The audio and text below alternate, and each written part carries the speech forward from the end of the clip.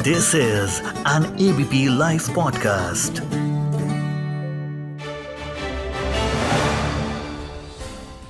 Alright, so growing up, how many of you were big-time video game players? Well, I didn't have a computer, so couldn't play much of video games. But my friends, boy oh boy were they addicted to video games. Any game, you name it. Need for Speed, San Andreas, Counter-Strike, Far Cry, Max Payne, and the list goes on and on and on. I remember they used to invest so much time and money in configuring their computers so that the system runs smoothly while playing the high-end games. I was the Baba Black Sheep. Couldn't understand all the fuss, the love they had for their video games. Now today, all of them are busy in their own lives. Some of my friends are working, some are still studying. But still, every night, they play video games for an hour. Every night. And today you can play these high-end games on mobile as well. How can we forget the PUBG craze in the country? Free Fire, FIFA. People were crazy about these games.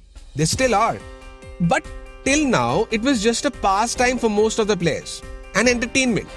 Every gamer kid had to fight with their parents to play an extra minute. I know, I've seen this. If you've seen the movie MS Dhoni The Untold Story, there was a line, "Kheloge koodoge hoge kharab, paroge likhoge hoge nawab." I completely disagree with this. Because for all the die-hard gamers out there, I have good news. The government of India has officially recognized esports, electronic sports, as part of multi-sports event and will come under the Ministry of Sports. Surprised? Shocked? Well, you should be. Now you don't have to play games with guilty pleasure anymore. It's now a recognized sport in our country after all. But now, many of you might be wondering, what is this esport? How big is esport in India? How can someone become a professional esport player? Does it really have a future in India? Don't worry. I'll decode all of this for you today. So welcome to Clear Cut, only on ABP Live Podcast. This is your newsman Rudrashish, and today, let's talk about electronic sports in India. So let's get started. So first, what exactly is esports or electronic sports? So basically, esports is a form of competition using video games. It often takes the form of organized multiplayer video game competitions, particularly between professional players, individually or as teams. During the early 2000s, professional gamers started to play live in arenas and live stream their event as well, which eventually gained huge popularity. By the 2010s, esports was a significant factor in the video game industry, with many game developers actively designing and providing funding for tournaments and other events. By the late 2000s, it was estimated that the total audience of esports would grow to 454 million viewers, with revenue increasing to more than $1 billion. While China accounted for 35% of the global esports revenue in 2020 alone. Now, the increasing availability of online streaming media platforms, particularly YouTube, Facebook, and Twitch, have become central to the growth and promotion of esports competitions.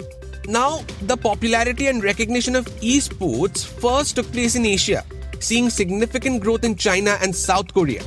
Now, an astonishing fact is that South Korea has licensed esports players. Can you believe that? That is so damn cool. Now let's come to India. So if we talk about esports in India, then I would start by saying it's pretty big. This year, at the first ever esports Commonwealth Championship, India won a bronze medal. Now, according to reports, the Indian esports sector grew by 12% this year. According to industry experts, esports in India will soon reach rupees 153 billion by 2024. The esports industry will become the fourth biggest segment of India's media and entertainment sector. Globally, India is the second biggest market for gaming and esports, which will eventually lead to more Indian-centric events in the future. Till now, esports in India was pretty much unregulated. There were no laws in place for esports. But now, since it has been recognized by the government of India, the Minister of State for IT, Mr. Rajiv Chandrasekhar, has announced that the Ministry of Electronics and Information Technology will soon come out with new rules and regulations for online gaming. I think it sounds too good to be true for all the video game fanatics. It actually is. So all the video game fanatics, all the gamers might be wondering, so how do I start? How do I become a professional esports player? Don't worry. To answer all of your questions, I have the Chief Operating Officer of Dream Esports India, Aditi Singh Tomar, joining us on the show today. So welcome to Clearcut, Aditi. It's a pleasure to have you on the show here. Thank you so much, Rudashish. Same here. All right. Now, it might be a very joyful time for all the esports lovers, electronic sports lovers, because the government has now recognized esports as an official sports in India. How does it feel to be acknowledged? Was it long overdue? Yeah, I'm sure every gamer in the country might be feeling extremely great, just how I'm feeling right now. Yes, the decision may have taken a little long time, but it is worth the wait at least. We really hope that this small step will improve the administration of esports in the country overall. How long have you been a gamer? I've been gamer for roughly around 5 years now. Okay. And which games do you pick to be the most interesting? Right. So after the ban of BGMI, I think Free Fire from the mobile gaming community and Valorant from the PC gaming community has been really shining. Now, electronic sports was something that was played for enjoyment, and now that the government has recognized it, people are going to come forward to take it up as a career option as well. 100%. So how do people earn money in this field? How do gamers or noobs, as you call it in your field, how do they get started? Definitely. So with the recognition of esports as an actual industry, it obviously opened doors for several opportunities for people who want to seek it as a career option, right? While some people think that esports is just related to traditional gaming or professional gaming, as some people call it, there are in fact many career options that you might pick, which includes graphics, operations, streaming and broadcasting. Even if you're a noob, you can still stream your gameplay on a platform and earn money from that. If you're let's just say, writer, you can write scripts for video gaming niches, and that's how you can contribute a lot to this industry. Now, there are big esport events takes place all over the world, and every gamer wants to be a part of that event, no matter how big or small of a gamer they are. So what's the starting process? How do they get selected in those big events? Definitely. So the starting process, in order to become a professional gamer, you need to start a little small.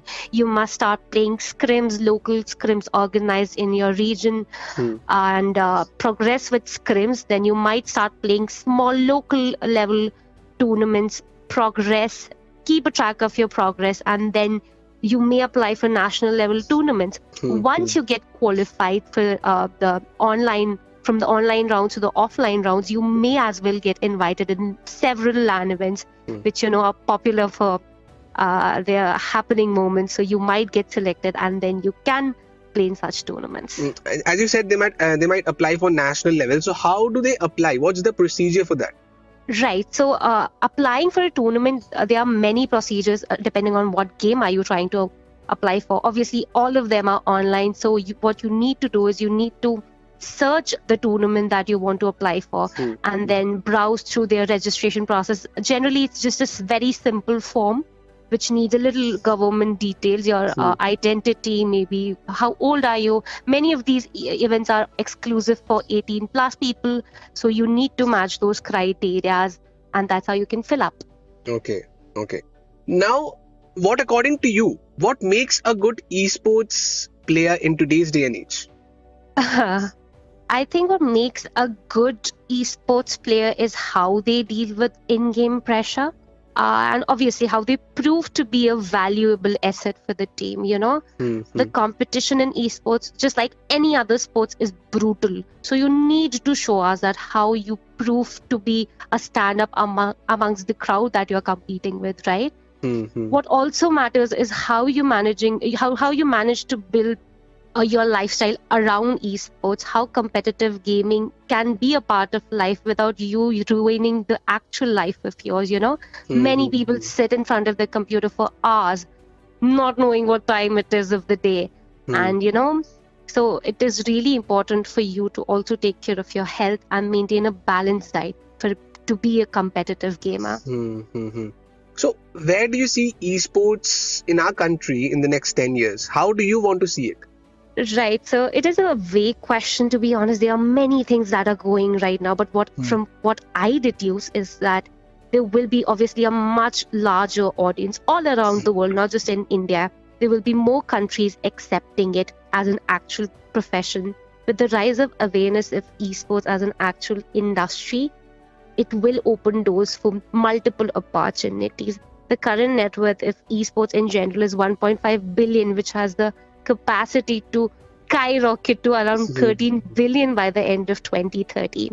And this can happen if we keep supporting our local gamers, the children who play PUBG or any small game in their phone and believe to be someone someday.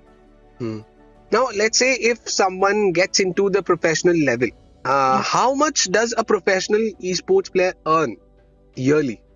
Right. So how much you might earn as a professional gamer, that might depend on which game you are playing and what tier player you are. Like there are several tiers. You can be a T1 player, you can be a T2 player, and then there are several sources of incomes for any professional gamer.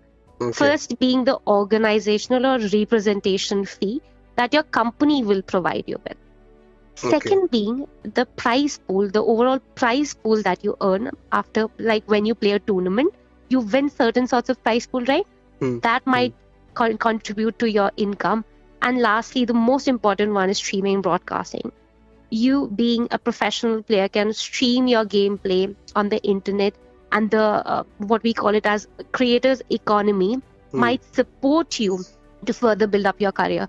Including all those factors, a monthly average income for a gamer can be anywhere around 60,000 starting to approximately 2 lakhs monthly, which on a higher scale yearly can be around 24 lakhs. Okay, so what I make out of your code, I think a tier 1 player can make around 60,000 a month, and a big chunk of it comes from live streaming. Yeah, a tier 1 player can actually make up to 2 lakhs is what I mean. Tier 1 meaning you're a little more professional in that end. Okay. That's a lot. I think I need to start playing video games now, because this job isn't paying much. It's just a chunk of what you get as a professional gamer. Obviously, there are more sponsorships, the more advertisement agency come to you to get them promoted. That's a whole different thing. Okay. Yeah. And lastly, I want to ask you, what do you advise gamers who are just starting out? What do you advise them? Who dreams of becoming a big time player, becoming a professional player? Definitely, Yudashi. I believe that dreams are very important. And to start off, you must start by picking a niche. You need to know what you want to do. Obviously, gaming is not just professionally playing. You can be an artist, you can be a streamer, you can also be a stand-up comedian and joke around in your stream. And that might draw you a lot of audience. So start by picking up a niche, work on it, show us what your talent is. You know what? We get several emails daily about people who want to do something in esports. But show us in that mail, instead of just including your resume, show us what you can do. Maybe clip a gaming video of yours and show it to us. So once you're done picking up with your niche, start with working on it and show it to professionals around the world who can then help you grow with it. And I guess also there are certain genres. I mean, by genres, I mean some are good at shooting games, some are good at racing games. So they should also pick their niche as well. Yeah, definitely. There are several types of games. Obviously, shooter games, and there are first-person shooter games, driving and all. Everything is included in that. So all in all, the step taken by the government of India is a wise one, and it's going to open doors in the coming years. Definitely. I think it will really also help employment in general. Exactly. Well, thank you so much for joining us on Clear Cut, Aditi. It was a pleasure speaking to you. Thank you so much, Rudashish. Same here. Thank you. So that's all the news and scoops I have for you today. This episode was produced by Lalit. Before signing off, I want to tell you people that help those who need help during the winters. People who lie on the streets in the cold, chilly nights. Dogs and cats, animals who need shelter during the night. Please let them in.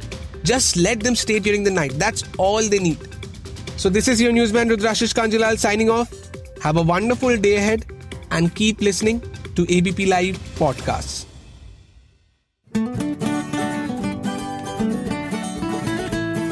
This is an ABP Live Podcast.